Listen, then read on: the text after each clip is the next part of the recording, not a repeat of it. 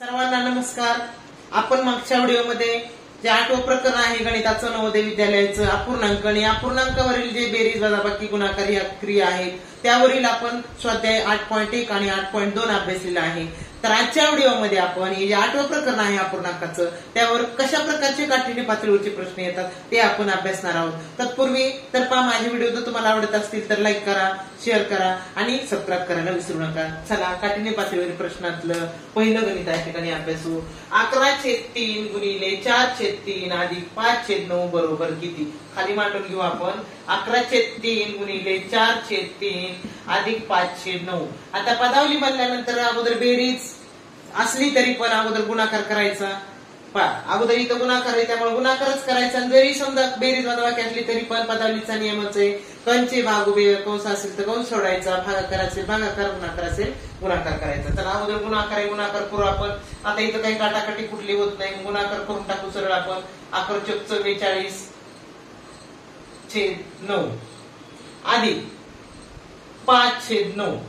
बघा पुढचे 5/9 मिसळले। आता 44 मध्ये 5 मिसळले 49/9 हे त्याचं उत्तर, पर्याय क्रमांक सी। काठिण्य पातळीवरचं 8व्या प्रकरणामधलं दुसरं गणित 4/3 या अपूर्णांकात 4/3 हा अपूर्णांक किती वेळा मिळवावा म्हणजे बेरीज 8 येईल। 4/3 किती वेळा मिळवू? 1 2 3 4 5 वेळा मिळवू। बघ किती झाले? 4 4 4 2 4 12 4 4 7 4 25 4 24 24/3 म्हणजे भाग बसतो 8चा म्हणजे बरोबर आहे बघा। म्हणजे 4/3 मध्ये 4/3 किती वेळा मिळवावे लागतील? 5 वेळा। एवढं मोठं करत बसण्यापेक्षा सोपी पद्धत म्हणजे एक लक्षात घ्यायचं, भागाकार 8 आला पाहिजे। भागाकार 8 आला पाहिजे म्हणजे 4/3 याच्यामध्ये किती मिसळावे लागतील त्यावेळेस 8 येईल। म्हणजे खालच्या 3 कुणाला भागावं लागेल त्यावेळेस 8 वा भागाकार येईल। तर 3 ने तर 24 ला भागावं लागेल त्यावेळेस 8 भाग, पण त्यातले 4 ऑलरेडी आलेले म्हणजे राहिले 20च। मग आता 4 4 4 20 म्हणल्यावर किती वेळा यावं लागतील? 4 4 4 5 वेळा। म्हणजे तोंडी पण आपण करू शकतो म्हणून त्याचं उत्तर आलं 5 वेळा। सोपी पद्धत एक लक्षात घ्यायची की 3 ने काय करायचं, वर 4/3 आहे मग 3 ने कुणाला भागितल्यानंतर 8 येणार आहे 24 ला भागितल्यानंतर। मग 24 मधले हे 4 काढून टाकायचे पहिले, राहिले किती 20। मग 20 असं 4 4 4 4 किती वेळा येतील 20 मध्ये? मग 20 ने ह्याला भागितलं तर 5 वेळा येतील। ही सोपी पद्धत। चल तर पहा तिसरे उदाहरण चालू आहे आपलं तिसऱ्या पदावलीचं। 23/8 अधिक 7/8 वजा 5/8 एका कंसात आहे वजा 3/8। पदावलीचा नियम आहे अगोदर कंस सोडून घ्यायचा, कंसामधल्या क्रिया करायच्या नंतर कंसाच्या बाहेर। चला कंस सोडून घेऊ। अगोदर कंसामध्ये 2 क्रिया आहेत, बेरीज आणि वजाबाकी। बेरीज करून घेऊ। छेद सारखा आहे 8, 23 मध्ये 7 मिसळू, 23 मध्ये 7 मिसळल्यावर 30 आले वजा 5/8 म्हणजे वजा कंसाच्या बाहेरचे 3/8 तसेच मांडू। चला 30 मधून 5 वजा केले उरले 25/8 कंस निघाला वजा 3/8। 25/8 वजा 3/8। 25 मधून 3 गेले उरले 22/8। तर पदावली सोडवली। 23/8 अधिक 7/8 यांची बेरीज केली बरोबर। 23 मध्ये 7 मिसळले 30 आले। 30/8 मधून 5/8 वजा केले उरले 25/8। 25/8 मधून 3/8 वजा केले 22/8। पर्याय क्रमांक डी मध्ये मिस्टेक झालेली इथं आहे 22/8 पर्याय क्रमांक डी। 8व्या प्रकरणामधलं काठिण्य पातळीवरचं प्रश्न याच्यामधलं चौथं उदाहरण पहा। एका वन महोत्सवात अ ब क आणि ड या 4 शाळांमधील विद्यार्थ्यांनी एकूण 675 झाडे लावली। त्यापैकी अ या शाळेतील विद्यार्थ्यांनी 2/9 भाग व क या शाळेतील विद्यार्थ्यांनी 1/9 भाग झाडे लावली। तर ब आणि ड या शाळेतील विद्यार्थ्यांनी किती झाडे लावली? बघा एकूण झाडे किती लावली पहा। 4 शाळेच्या विद्यार्थ्यांनी मिळून 675 झाडे लावली। एकूण किती झाडे लावली?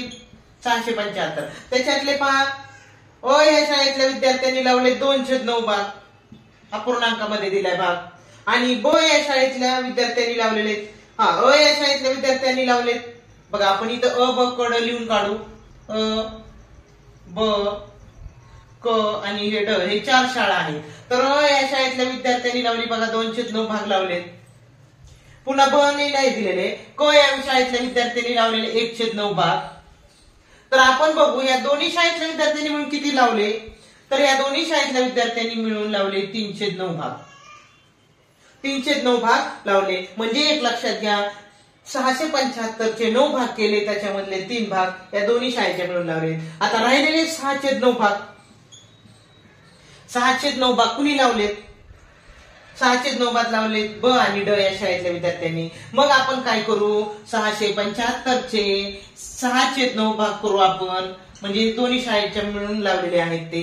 तर पहा, ह्याची बेरीज 12 आणि 6 18, ह्याला 9 भाग जातो, ह्याला 9 भाग, 9 1 9, 9 7 63, 63 मधले 4 उरले, 45 झाले, 9 5 45, 75, 75 गुणिले 6 6 5 30, 7 आले 3, 6 7 42, 42 आणि 3 45. म्हणजे त्यांनी ब आणि ड या दोन्ही शाळेचे मिळून विद्यार्थ्यांनी झाडं लावलेली आहेत 450. पर्याय क्रमांक डी. आजच्या या आठवं प्रकरण आपण आजच्या व्हिडिओमध्ये आपण आठव्या प्रकरणामधला अपूर्णांक याच्यावरचे बेरीज वजाबाकी आणि समच्छेद अपूर्णांक याच्यावर आपण 8.1 स्वाध्याय अभ्यासलेला आहे. मागच्या व्हिडिओमध्ये 8.2 अभ्यासलेला आहे आणि आताच्या व्हिडिओमध्ये आपण 8.3 आहे म्हणजे काठिण्य पातळीवरील प्रश्न अभ्यासलेले आहेत.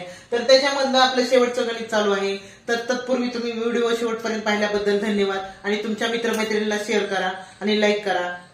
चला, 25 ची 1/5 पट, 25 ची 1/5 पट म्हणलं की गुणिले, म्हणजे 25 गुणिले 1/5 अधिक 100 ची 3/5 पट, पट म्हणलं की गुणिले म्हणजे 100 गुणिले 3/5 बरोबर चौकट ची 1/5 पट म्हणजे चौकट गुणिले 1/5. तर चौकटीच्या जागी कोणती संख्या ही आपल्याला विचारलेला आहे. तर 5 सोडून घेऊ. तर 5 न 25 ला भाग जाते, 5 1 5, 5 5 25 म्हणजे इथं आता इथलं काटाकटी झाली. आता इथं 5 1 5, 5 2 10 0 जसे असतं. आता इथं किती आले 5 अधिक इथं 20 गुणिले 3, 20 3 60 बरोबर चौकट गुणिले 1/5. 60 अधिक 5 किती झाले 65 बरोबर चौकट गुणिले 1/5. आता पुढची बरोबरच्या अलीकडची जी संख्या आहे तेवढेच उत्तर पुढे बरोबरच्या पुढे आलं पाहिजे. म्हणून काय करू आपण, हे इथं 5 गुणिले इकडे बरोबरच्या इकडे आली विरुद्ध क्रिया करायची. गुणिलेच्या ऐवजी आपण ह्याला काय करू, 1/5 मध्ये 5 या 1 ला भागिले म्हणून इकडे आणून आपण त्याला गुणिले करू. मग किती झालं 6 गुणिले 65 आपलं 5 गुणिले 65 बरोबर चौकट गुणिले 1 म्हणजेच नुसती चौकट. तर यांचा गुणाकार करू. 5 5 25 ला 5चा हातचे आले 2, 5 30 आणि 2 32 म्हणजे आलं 325. पर्याय क्रमांक सी. तर पहा, तुम्ही व्हिडिओ शेवटपर्यंत पाहिल्याबद्दल धन्यवाद. जर लाईक केलं नसेल तर लाईक करा, सबस्क्राईब केलं नसेल तर सबस्क्राईब करा आणि बेल आयकॉनला क्लिक करा. धन्यवाद.